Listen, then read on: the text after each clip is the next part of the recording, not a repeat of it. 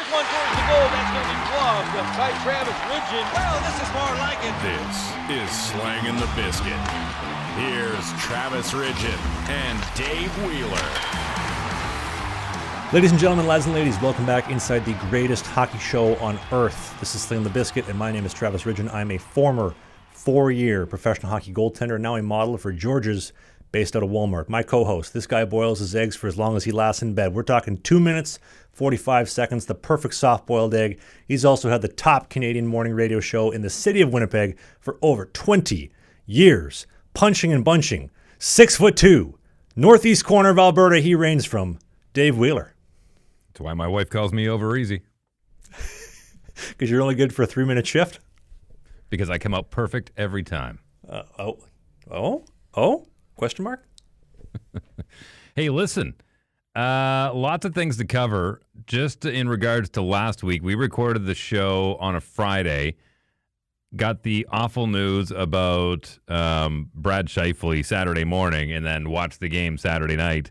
Heart goes out. And I know it seemed weird because on the Sunday show, if you're following that story, we weren't covering it, and that's just because we recorded too early. But my goodness, my heart still bleeds for that family, and I hope the healing starts sooner than later. I got to give a shout out to the Dallas Stars for donating that money to the Winnipeg Jets Youth Foundation. I think there was, in a weird way, in a very weird way, it softened the blow for the backlash that I got from a lot of my homeboys that I'm in my chat group with, who I called out because I know that they were getting to lay it on thick about the Jets getting blown out in the second round. But the fact that that happened, they were a little easier on me, and it was more so the, hey, that's really unfortunate about Schiefle. So my heart goes out, and all my friends' hearts goes out as well. There wasn't a dry eye in the chat, I'll tell you that. And can we just appreciate for a second, too, I haven't seen any of the fake news media talk about this, but Mark Schiefle, his dad passes away on a Saturday morning. They're playing Game 6, do or die. This guy's an absolute nail gun. The loss of the biggest role model you could possibly have as a man. And I speak for myself. I'm sure I speak for Dave. The day my dad passes will be the most painful day of my entire life. And for him to go out there, play like an absolute winner, and score the only goal, the opening goal, tip of the hat. Like, I don't know if it gets any more nail gun than that. Mark Schiefle, we love you, man. We love you. Mm-hmm. Yeah, and look, yes, I put my nuts on the chopping block. Feel free to chop them off down in the chat below. The curse of the President's Cup trophy reigns true. What can I say? You hear that? That's me, the rat, just like gnawing at him. Well, I'll tell you, the rat took care of the Toronto Maple Leafs, and Brad Marchand, he keeps a pretty clean record over the Maple Leafs. 5-0 lifetime in Game 7s. That's got to stink if you're a Leafs fan. The cheese grating, the cheese gnawing rat comes back to bite you every time. But Leafs fans, if you're having a bad day, well, maybe not for Leafs fans, but if you're in general having a bad day, I want to remind you of something. The Buffalo Sabres have 4 playoff series wins since 2004, which is 2 more than the Toronto Maple Leafs. The Sabres have not made the playoffs in over 15 years. So that hopefully will make you feel a little bit better if you're having a bad day. And also, the Carolina Hurricanes have not won a single conference final game since the release of the original iPhone. Now, folks, I have the iPhone 16 right here, 16 Pro for those wondering, because I'm a 3-camera kind of guy. This technology, this blueprint did not exist the last time the Carolina Hurricanes had a W at the end of a final score in the conference final game. That was Game 7 against the stinky Buffalo Sabres, 2006. That's a story. Can I let you in on a little secret about the Carolina Hurricanes? Now, I've been alive long enough to have watched Rod Brind'Amour back when he was playing with the Philadelphia Flyers. I can tell you, after that first period in Game 2, Brind'Amour wasn't very happy. I could tell by looking at him. He was very, very upset. Why do you say that? Are you kidding me? They let in 3 goals in the first period. I guarantee you, Brind'Amour went in and lit up that room. To what aid that did for the team? Probably next to 0, obviously, based on the 5-0 score in Game 2. But holy moly, and things didn't get better.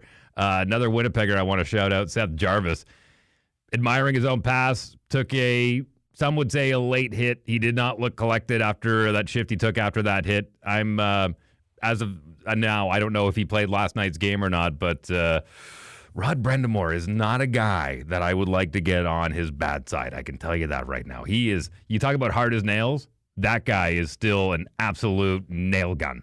What is he, 50, 55, somewhere in around there, early 50s? I guarantee you he could probably still go in and do better than Jake Paul did against Mike Tyson. Not an ounce of fat on that body. We're talking dick skin everywhere, neck, shoulders, chest.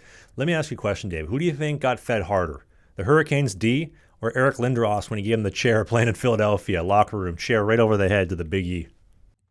We got to give a little bit of context to what you're talking about there. There was rumors floating around that the reason why the Legion of Doom line got broken up between You mean the LeClaire, Legion of Poon? The Legion... Not the Legion of Doom, man. It's the Legion of Poon. And there's a reason why. Yeah, that line got broke up because of some infidelity. And, man, if I could be a fly on the wall, whew, but from what I understand, look, the 80s and 90s and early 2000s were great. There was all of the drama and none of the proof to back it up because social media didn't exist back then. There wasn't somebody secretly holding their cell phone down in the corner of the locker room to get it all. So what happened there will stay behind closed doors forever. Thank goodness. The chair. Give him the chair. Holy moly. It turned into a WWE event real quick. Speaking of WWE, here's another stat for you. I found this mind-boggling when I saw this. The great eight, Alexander Ovechkin, has only surpassed the second round of the playoffs one time in his career. The greatest goal scorer of all time, one time passed the second round, and that was in 2018 when they dusted off the Pittsburgh Penguins in 6 in overtime to advance. They beat the Lightning in 7, I believe it was, and then they closed out the Vegas Golden Knights in 5 with the save from the Holt Beast, who got denied entry into Canada for trying to bring his turtles in a couple months ago. And that was the Vegas Golden Knights' first season in the National Hockey League, making it all the way to the finals. I was actually sailing the Bahamas and got to watch Ovi skate the cup around while sitting at a bar overlooking the Caribbean Sea in Staniel Key in the Bahamas. And I'll never forget it, man. What a cool moment. Now, Ovi, he could have moved on to the next round with the Hershey Bears if he wasn't joking around. He made a comment saying he loved to go play with the AHL affiliate team, the Hershey Bears, who actually beat my Manitoba Moose in the Calder Cup playoffs way back in 2009, or the Calder Cup finals. But he joked around saying he'd like to go on a run. The very next game, people were wearing Ovi jerseys, Hershey Bears Ovi jerseys in the arena. It was awesome. You think those were custom or those were discounted? Oh, those were custom, guaranteed. Guaranteed people went and said, give me an OV8 jersey on this Hershey Bears, and they went, okay. You mentioned a couple minutes ago about the Legion of Poon. Speaking of the Legion of Poon, can we talk about, do you think that Tyler Seguin is the Johnny Manziel of hockey? No, because Tyler Seguin's still playing in the league, and he's in the conference finals. And Johnny Manziel is nothing but a distant memory on a bad Netflix documentary. There's no comparison. You don't like his podcast, Ball Don't Lie? I actually like it quite a bit. Never listened to it once. I know he had a quick stint in the Canadian Football League, and we got to see him run around that big gridiron. But look, Johnny Manziel was a meme. He was Andy Warhol's prediction of everyone will have their 15 minutes of fame. I guarantee you he looks back and doesn't regret a single thing. He probably loves his life right now. He saved his noggin from getting a whole bunch of concussions, but he was a huge distraction in the NFL, and he actually changed the way interviews go for player interviews before the draft because of Johnny Manziel, 100%. Why is that? Just because of the way he came in, Money Manziel, that kind of thing. They are not looking for guys that are that brash. They're looking for guys who are soldiers, who are going to come in. And I've already studied the playbook. Yes, I know exactly what I'm going to do. Ryan Leaf is another great example of that. So Johnny Manziel was a great example of what not to do when you get drafted into the NFL. Do you think, though, if he could have got it done and sealed the deal and started performing, it would have changed things a little bit differently? Well, of course. That's the thing. If you're going to talk that big, you got to back it up. He didn't back it up. Because, he was an entertainer. Sure he was. Absolutely he was. He put butts in the seats. But again, we've talked about this before. That's not always what teams are looking for. You know what I mean? Like they want to make sure they do it the right way. They want to make sure that their guys are clean cut and they say all the right things and they say all the right things in the interview. They don't want somebody flashy. They don't want someone distracting because it, as you said before, it affects the dressing room. And I know there's big egos, but they want manageable egos.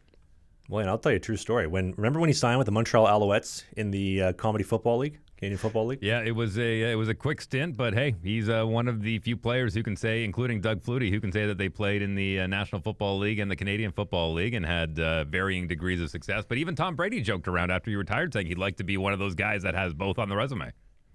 Man, he stuck around about as long as my high school girlfriend did. In and out, see you later.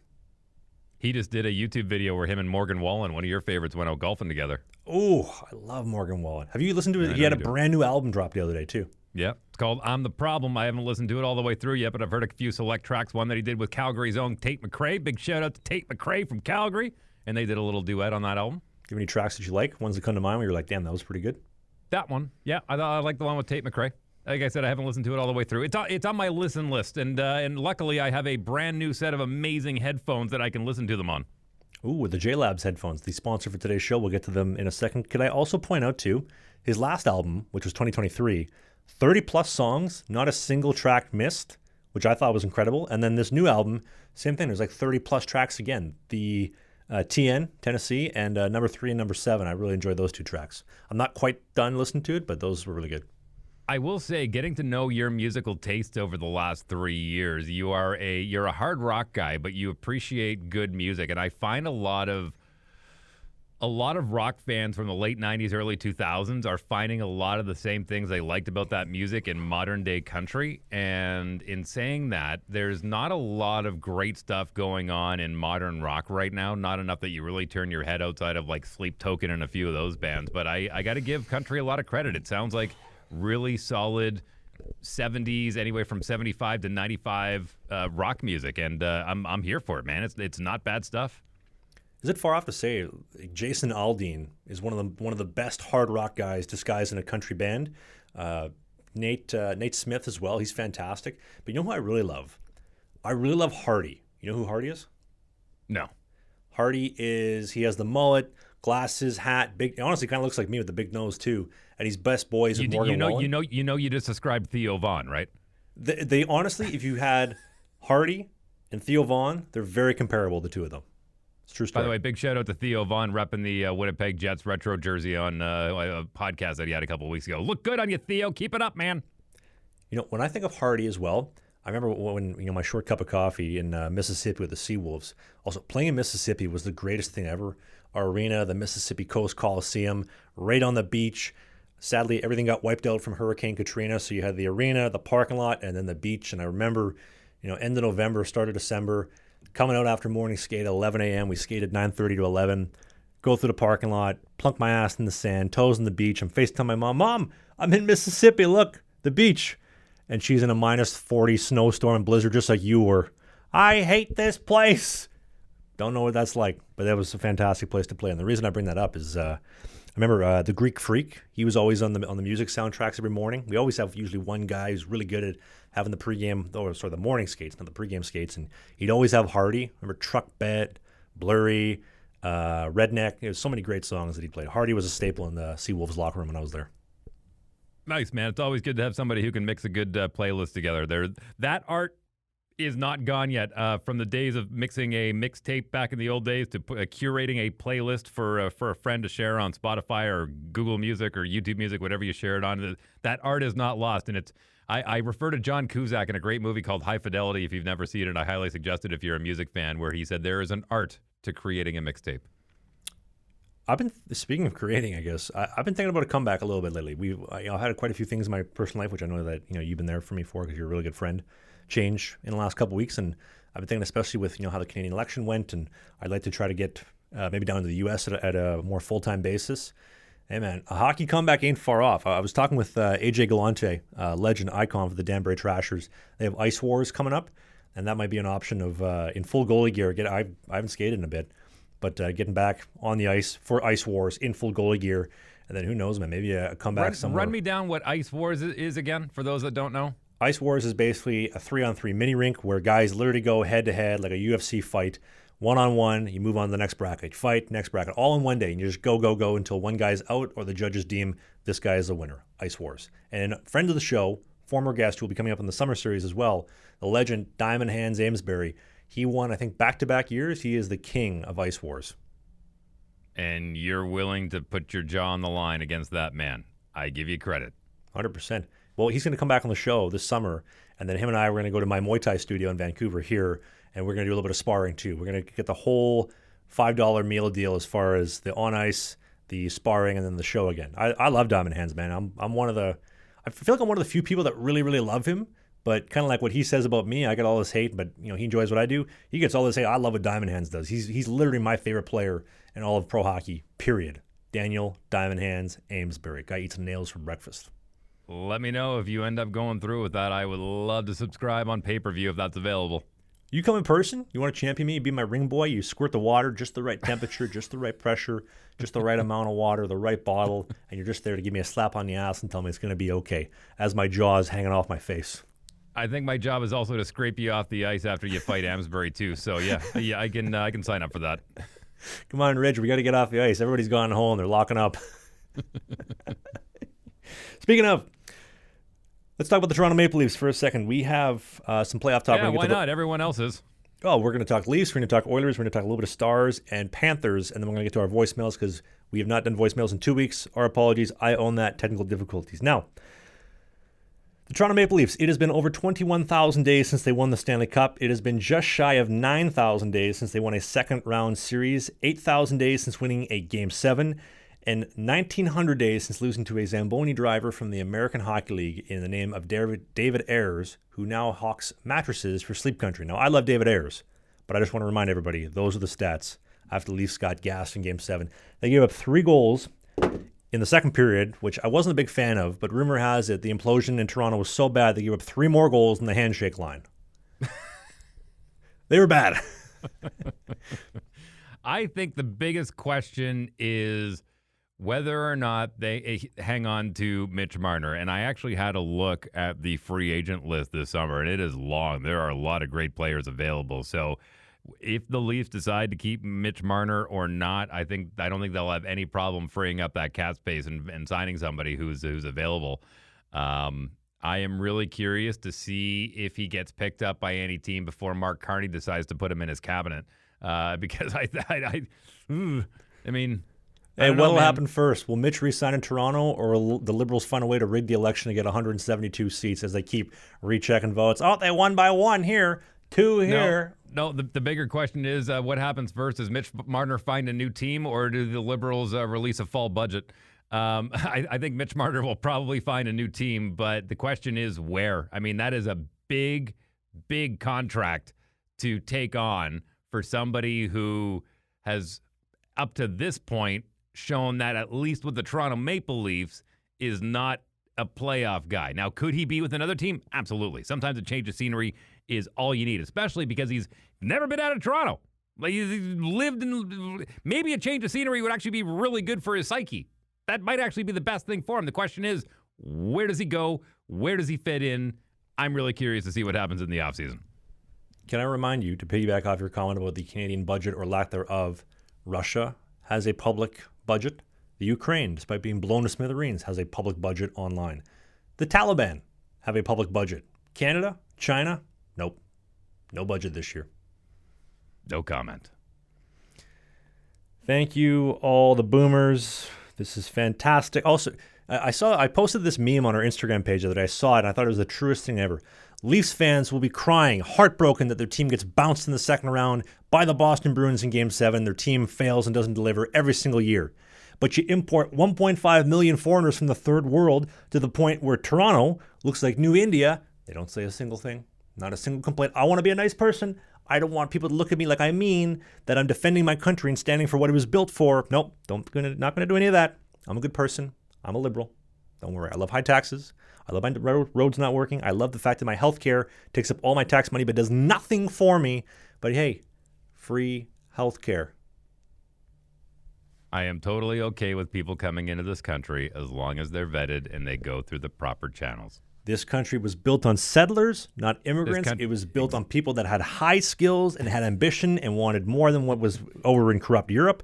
And that is not the case today. I pray. The only hope that we have left in this country is if we become the 51st state and the GOAT absorbs Canada. Also, I'm looking forward to how many 51st state comments he makes in Kalanaskis, in Canmore, at the G7. Oh, it's great to be here in the 51st state. I'm looking forward to hearing that. When are you moving to Berta? Sounds like your bags are already packed and you're ready to go vote in that vote that you have coming up, if it even ever comes up. I don't think it's going to happen. Listen, you can say all you want, Alberta's going to leave. I don't think it's going to happen. I don't think Canada will let it happen. But when you move into Berta, sounds like you're perfect for Berta.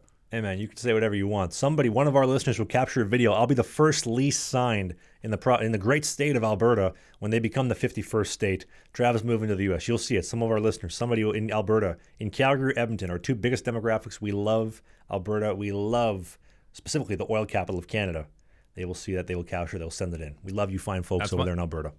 That's my home province, man. I'll always have a Paul Brandt song, Alberta Bound, in my head every time I think of that beautiful province. So I'm with you as far as the love for Alberta. By the way, speaking of packing your shit, how about Brendan Shanahan? Pack your shit. Don't let the door hit you on the way out and get out. In the words of Sully from Godsmack, stay away. I said it on the show last week. They've changed everything but their socks. They've changed their socks. They've changed everything. So keep changing. Keep changing. Like, listen, you got to keep throwing that dart at the board until you hit the bullseye. And, I get it. I'm pretty sure Shanny saw it coming. I think he knew that his job was on the line if they didn't get out of the second round. So he probably had his cubicle packed up and ready to go before they even told him. I also want to grill your boy, Ron, I have more faces than the clock Storm McLean, for comparing Austin Matthews after Game 6. 1 goal in the second round. He only has one more goal than my co-host Dave Wheeler does in the Stanley Cup playoff second round, saying AM34 looks like Mark Messier out there tonight. Ron, you threw Don Cherry under the bus, you snake. You ruined Hockey Night in Canada, Coach's Corner, and now you're going to go and do this? Man, come on. Look, he was comparing the fact that they made comments. I don't think he was comparing them as far as player to player. There is no comparison. The Moose is on a completely different level. They're completely different styles of players. One is a born leader. The other one is a appointed leader. I feel bad for Austin. There is the question that we have to ask. I know that Austin Matthews feels the pressure living in Toronto. I totally get it. He feels it. He understands it.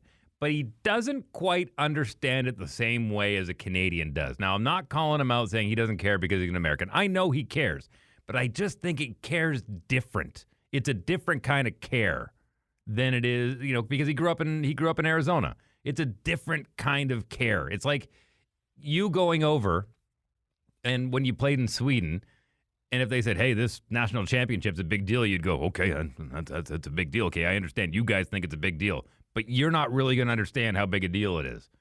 And would that change him at all if he understood it differently? I don't know. But I just don't think he understands it the way a Canadian does, what it's like to have that pressure on you of 1967 of playing for the Toronto Maple Leafs. I don't know. I think the fact that they're going to have a mostly American core after the summer, you're going to have Matthews and Nyes up front. You got Nylander, who obviously is a Swede, spent a lot of time in Canada as well.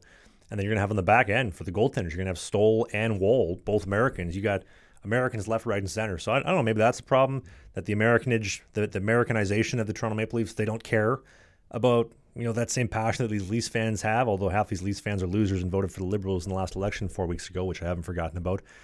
But am I far off to say that the Leafs are now the Dallas Cowboys of Canada? They just cannot get it done when it matters most. And listen, at least the Dallas Cowboys have the Dallas Cowboy cheerleading squad, which are fantastic. The Leafs don't even have that. I remember in Mississippi we had cheerleaders. They're better than what the Toronto Maple Leafs had. I mean, I know Toronto is, dump of the universe, but what do you think, Dave?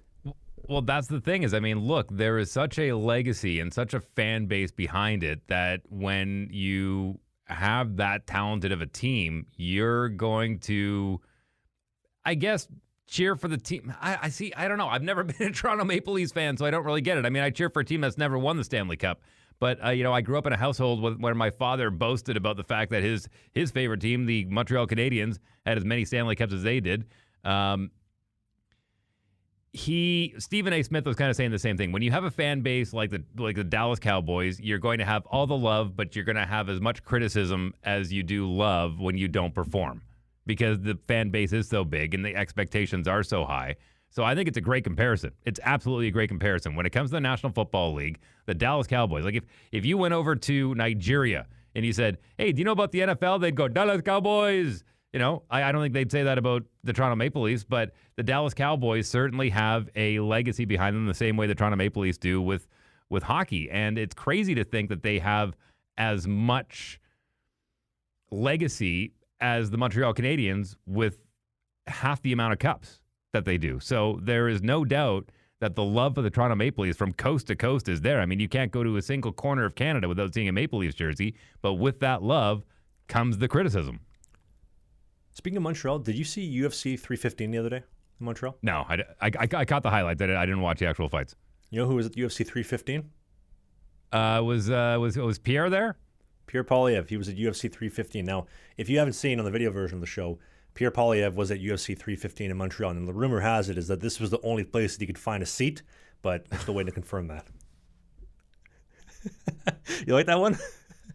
Yeah, I thought he was looking for one in Alberta, not in Quebec. Yeah, Battlefoot Crow Nest? Or Battle Crow Foot Nest? Battle Nest Crowfoot? I don't know, man. Somewhere around there. He'll be in the house when the house returns here in Canada. Back to hockey. Let's go. Well, why don't we do a little bit of a transition here for Canada? So at the World Championships, this blew my mind.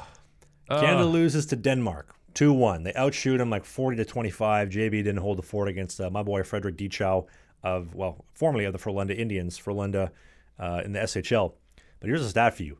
Denmark is the only team to play Sidney Crosby on an international stage and currently have a 500 winning percentage or better. So a winning percentage the Great Danes have against Sid the Kid, Sid Crosby, and Team Canada. They're the only team. They've only played him once, but they're the only team to have a winning record against Sid the Kid.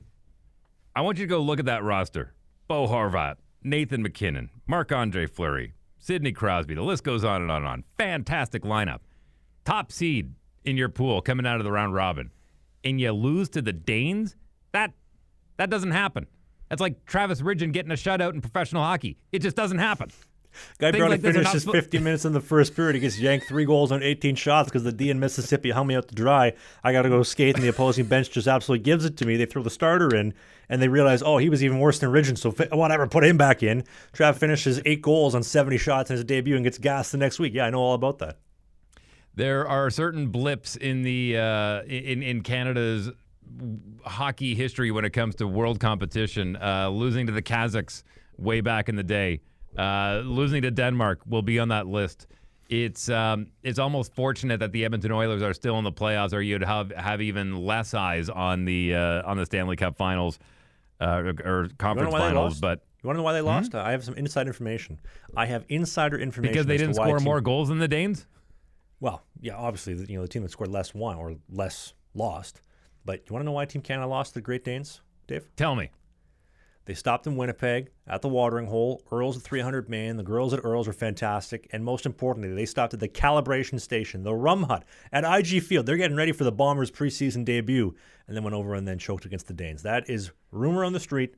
Can't confirm it here in Las Vegas, Manitoba, the entertainment capital of the world. That is what happened. That is why Team Canada lost. The Rum Hut, calibration station, and the great watering hole Earls 300 man.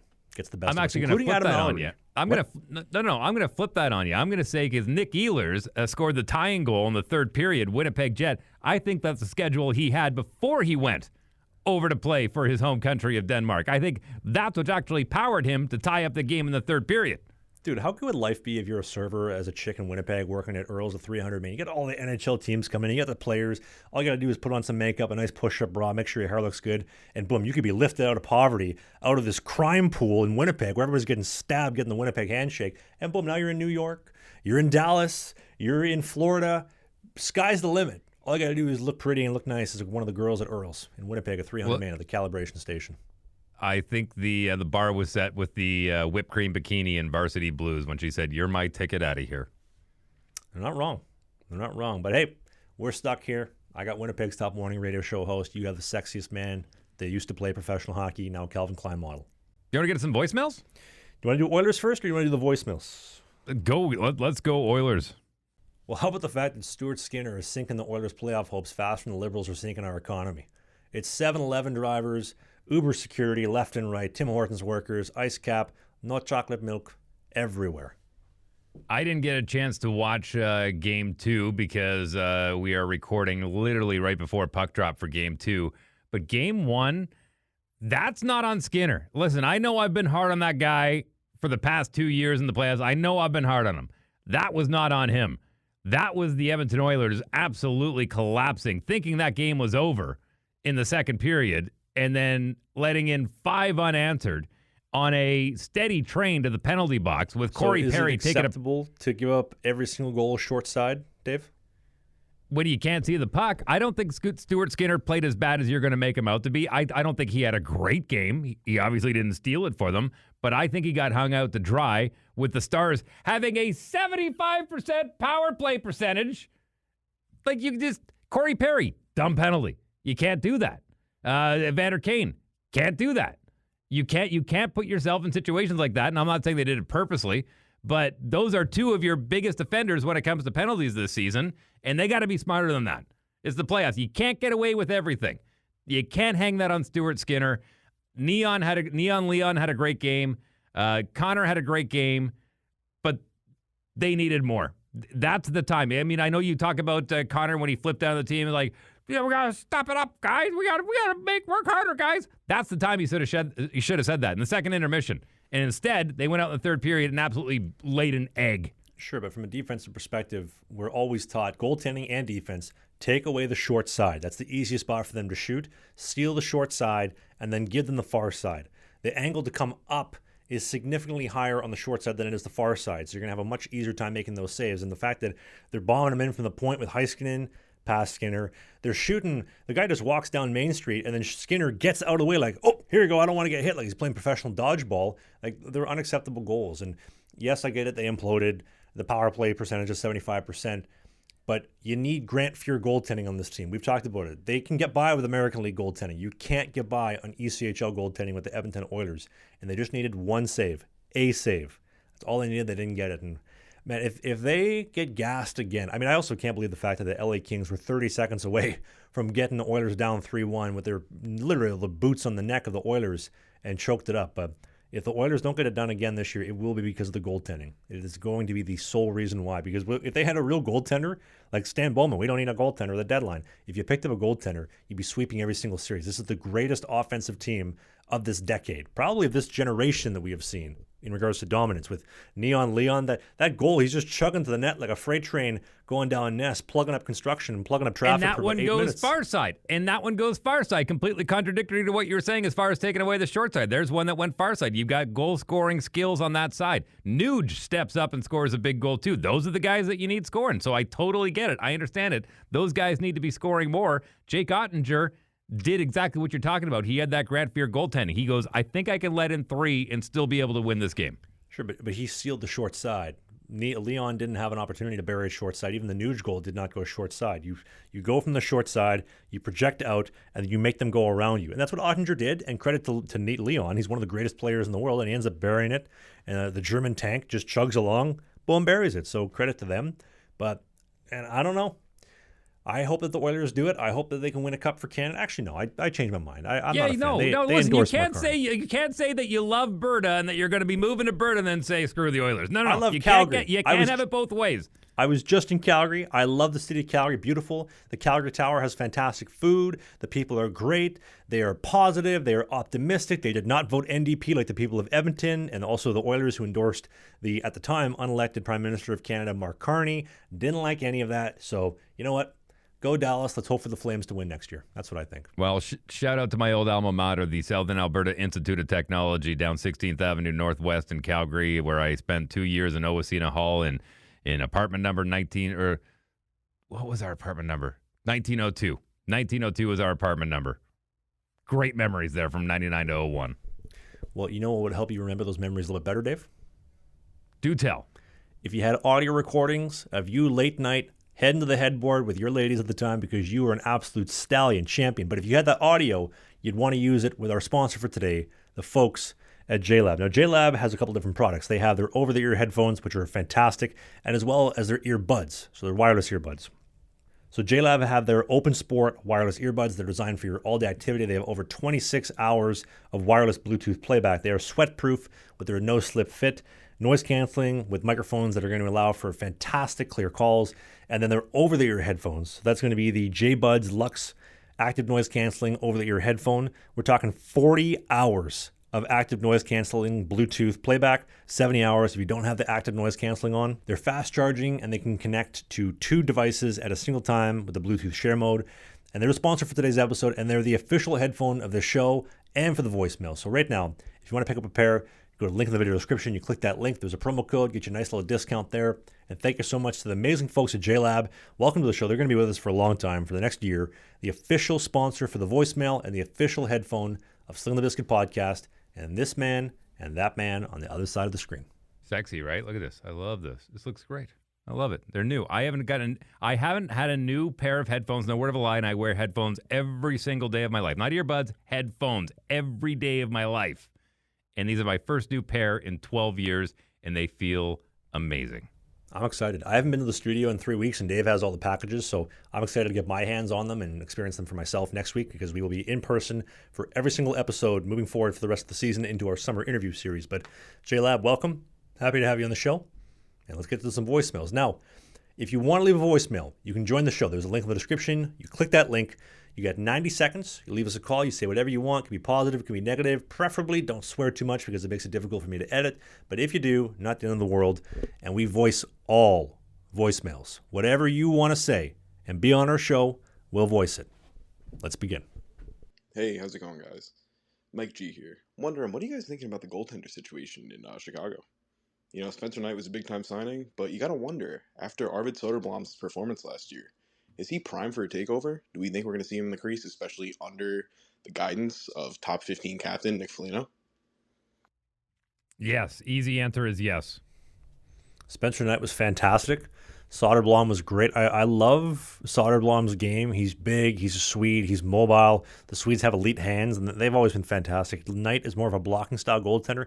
To be honest, if they can get the player side figured out, they got two elite goaltenders. They'll be 1A, 1B. I'm very optimistic for the future of the Hawks. And, I don't know what you think, Dave. You get Marner in there with Bedard and Foligno. That can help a lot with the goaltending situation too, right? Yeah. You know what? It's not a terrible fit. When I see it in my head, I can see Marner in the red. I really can. I think the Wings are really going to be Wings are going to make playoffs next year. Okay. Next call from Zach, and he's a Wings fan. What's up, guys? I wanted to call in and say you guys are doing great. I love the podcast. It's fantastic. I also wanted to ask what your perspective was on what's going on in Detroit with them gassing Newsy, the day after Christmas, what McCullen was able to do when he came in. And Trav, I wanted to know what your perspective was on the goalie situation over there. When they picked up Mrazek at the trade deadline, they had Lyon, they had Taubes, and I think they had Mrazek for one more year. But I wanted to know what you guys thought about that. And the last question I had was, who do you think should get the net for the U.S. and the Olympics? Should it be Ottinger or should it be Hellebuck? Thanks, guys. You're the best. Hellebuck. Oh, listen, Stevie Y, give him all the room he needs. He built an absolute legendary team in the Tampa Bay Lightnings. He can do it again in Detroit, and he's got even more skin in the game in that one. So give him time. He's going to turn that team around. When it comes to the goaltending for Team USA, you got to go Hellebuck. I mean, I know. Listen, I know he lost in the Four Nations face-off, the little mini tournament that's about as big of a deal as the Brick tournament in Edmonton. But I think you got to give it to Hellebuck first, and if he looks shaky, throw Ottinger in. As far as the Red Wings goaltending situation with Mrazek, you do not go back to your ex-girlfriend. You take the trash to the curb, you leave it there, and you go back inside. You start picking through the trash. Your neighbor's going to see it. It's embarrassing. Now you're a trash picker, and whatever you found is never worth as much as what you thought was in there to begin with. So in regards to Mrazek, should have left him where he was in Chicago. Get some new talent. They have Lyon. They had a couple other guys in the pipeline. They had Cossa or Sebastian Cossa that I really liked. Big guy, like 6'7", Canadian goalie. And then Talbot, he's okay, but just leave the trash at the curb. Next call. Hey man, this is Andrew Norberg again. This is my third time calling you guys. Never seem to answer my calls for some reason. But I'll do a two-parter for this one today. My first one was if you guys thought that Nick Foligno was like a top 15 captain in the NHL. And my second question was if you think Arvid Soderblom is like a top 10 goalie, if he has like a really good defense in front of him. Thank you guys. I love the show. Please do my voicemail this week. Thank you. Done and done. We love you. Thanks for the call in. Sorry for missing your calls. I feel like my ex-girlfriends are calling in. Why don't you call me back? I love all the phone calls coming in from Lake Michigan and Lake Erie. This is great. I love it. I love that there's more talk about that area than there is the Toronto Maple Leafs coming in on the voicemail thus far. Yeah, I think we kind of already answered your question to echo Travis' comments. Sorry we missed it. There's a lot of them. And keep calling. We love hearing your voice. We got 60 voicemails to get through. A lot of them will come into the voicemail exclusive episode again coming soon. If you called, technical problems, be patient. We'll get to you. We love you. Thank you for the calls. Next one is from Max. What's one rule you would change in the NHL right now? Let players play drunk. I'd love to see what happens if you introduced alcohol in the locker room. Well, some of them have over the years. Theo Fleury looking at you. Ian White looking at you. I will say and it's more of an off-ice thing. I've mentioned it before, but especially in the playoffs, I'd like to see the referees be at the podium after the game, as well as the coaches and the players. They're on the ice too, man. They dictate as much of that game as the players do. I would love to hold them accountable, and I'd like to make it mandatory that at least one of the officials, if not a linesman, if there was a specific call, where they have to come in and answer at least 5 minutes worth of questions from the media. Amen. I couldn't agree more. Let's get the goalie coaches and the referees on the podium answering the tough questions. You probably get a better answer than get most politicians in Canada that lie to you, so.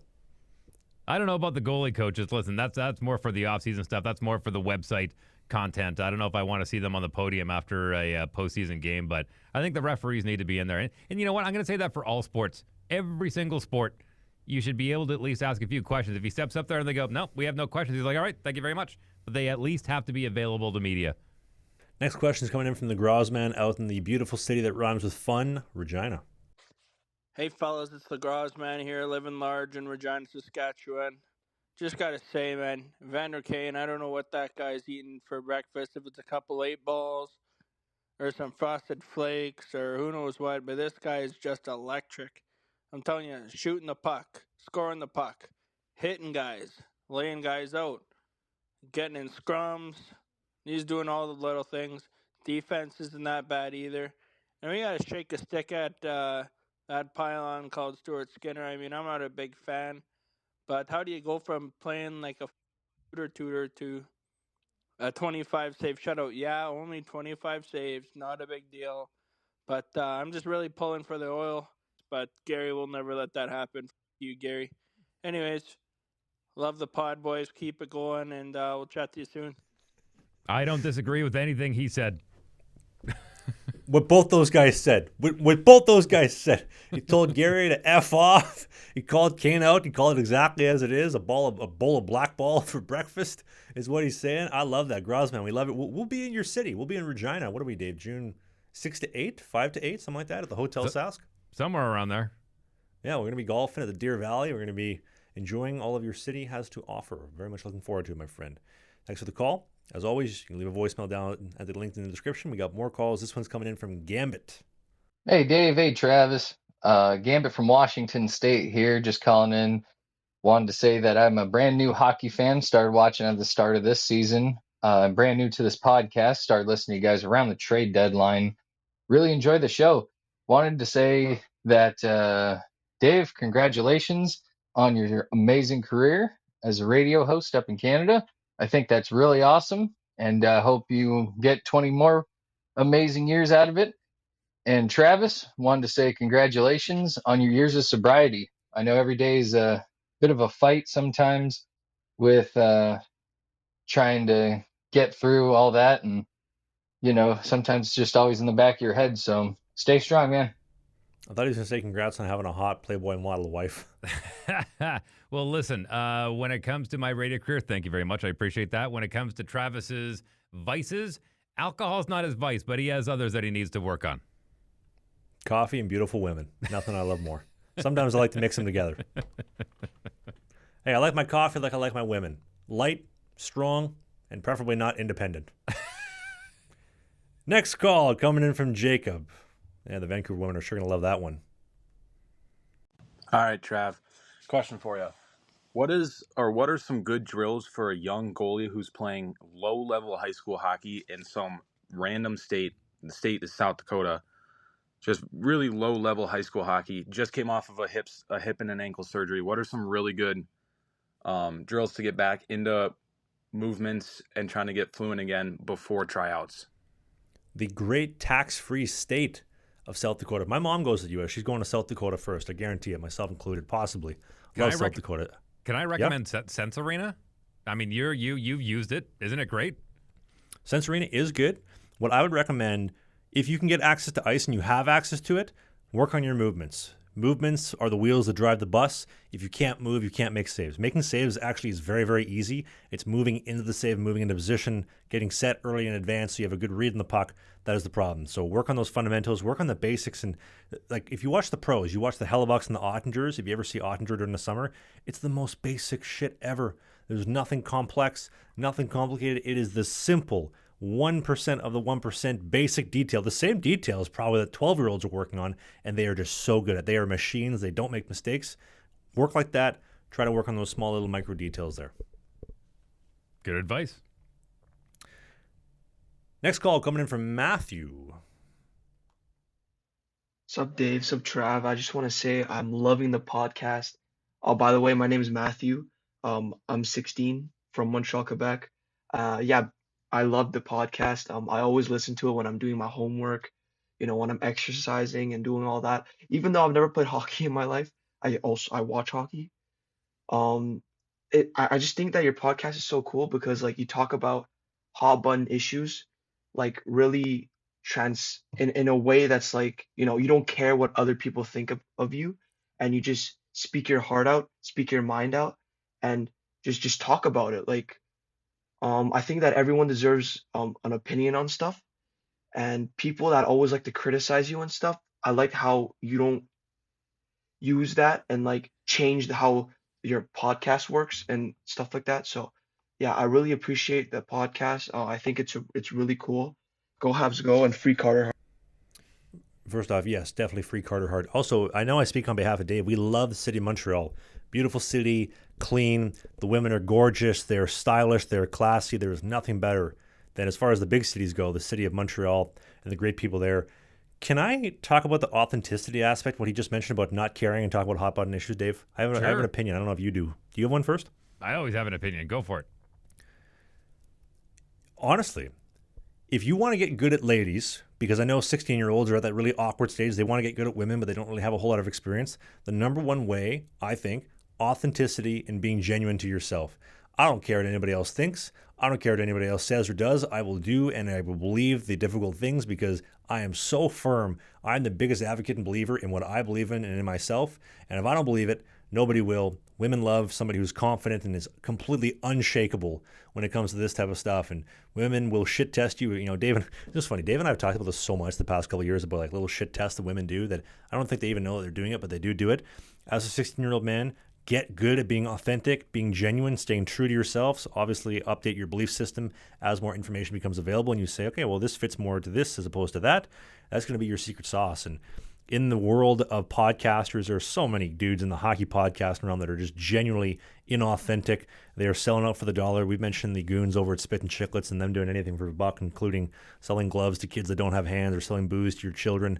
Authenticity is rare. It is hard to come by. And if you can harness it and grasp it and project it out into the world, man, people will really like that. That's why I'm podcasting with the man on the other end of the screen. This dude is the most genuine, badass dude. This guy has nails for breakfast, and I love this man. Not like no homo, but I love this man. I'll apologize in advance for my French, but because he's from Montreal, I'll say bienvenue et merci pour appeler le programme et ton équipe cette année. Très bien. Très bien. Et la prochaine saison est très magnifique pour toi, hopefully. Pour dans mon tête et dans mon cœur, je dis totalement qu'est-ce que je pense tout le temps et c'est bien pour mon famille et c'est bien pour ce programme. Donc, merci beaucoup pour l'appeler. I speak better French than Carney and Polyev put together, for the record. Just say, I like really thin pancakes. Call it a crepe. Ricky. Call it a crepe. Ricky, they're just like crepes, man. It's not that big a deal if you say it. I don't really want to say it. Whatever, Pepe Le Pew. Break it. As you wish. Hey, driver, drive these. Great reference to Talladega Nights. Next call coming in from our boy Neil. He listens on Rumble, actually. Hey guys, Neil calling from Ontario here. Yes, I am a Leafs fan, and that is what I'm about to comment on. Love the podcast. Just had to do a rebuttal to Dave's comment saying that the Leafs division is by far the easiest division. That is kind of interesting considering that division has won the Stanley Cup. I don't know how many times in the last 10 years. I mean, you got Tampa Bay in there, you got Florida, you got Boston. They've all won the Stanley Cup several times over the last decade. I don't know how that is the easiest division. That is a very interesting comment. Anyway, love the show, guys. Take care. Well, look at it this way. That division is really good. The comment I was making was as far as their travel. As far as their travel goes. It's a very easy division to play in because you can sleep in your own bed every night. But I appreciate your point about a lot of Stanley Cup winners coming out of that division, but I think it allows for a lot of rest throughout the season to allow them to perform better in the playoffs. And if that's contradicting what I was saying earlier, then it's a combination of having that long travel, but again, being well rested. It's the same argument I had about why Hellebuck didn't necessarily perform in the playoffs this year for the Jets, because he played way too many games and he wasn't rested. A lot of the guys in that division are well rested by the time they get into the playoffs. Next call coming in from Ryan. Hey boys, I'm a big fan. I just gotta say, my name's Brian Squire. I'm from Nanaimo, British Columbia, Canada. Man, I just listen to the podcast every day, and I love it so much. Okay, sorry, I'm nervous. Okay. Trav, I just want to know, why is your name Trav for the Oilers when you dick ride the Winnipeg Jets? Dave, are you always fried? And how fucking terrible are these takes? Oh my god, man, wake the fuck up. You want to go first? Sure. I don't think this guy's used his brain for a day in his life. Thank you for the phone call. Next call. You know what I find crazy before I move on from this caller? The fact that people genuinely use calories. I'm talking the same energy currency that kept your ancestors alive from saber-toothed tigers and dodging bombs in WW2. You're using that same currency to leave voicemails and negativity and low IQ comments like this. I find that interesting. I use my calories for productive things. We appreciate everyone's 2 cents on this show, including the Americans who are getting rid of the penny next year. I'll shout out all the way down to the Gulf of America. Last call of the day. This comes from your daddy. This will be interesting. All right, pal. Just so you know, a little fact check. There's no money settlement for this case going on with Hockey Canada. It's strictly the police that reopened it. But I understand that probably would have went over your head, just like 90% of those shots in your semi-pro career. Yeah, I don't know, buddy. Your takes are pretty garbage. You write him in there. He kind of knows his stuff, and it's a good thing he corrects you, or else you would really, really have a fall off. But anyways, pal, keep doing your thing. Yeah, cheers, buddy. I think you voted NDP for Avoid Jagmeet. I think that's pretty obvious with this fella. Keep supporting the show. Take us home, Travis Ridgen. Ladies and gentlemen, my name is Travis Ridgen. That is Dave Wheeler. That is the best-looking man west of the Mississippi. This is the best-looking man east of the Mississippi. We do new shows every single Sunday at 11 a.m. Eastern, 10 in the prairies of Winnipeg and Saskatoon, 9 in the foothills of Calgary, and 8 a.m. in the Pacific Northwest. This show is available on YouTube for the video version, Apple, Spotify, Rumble. We have clips on Twitter, TikTok, and Instagram. You can follow any of our channels. Leave us a voicemail. We'd love to hear from you. We'd love to have you join our show every single Sunday. You got some comments to make, leave them down below. You can always send an Instagram message. Thanks for watching, and we will see you next week. See you then.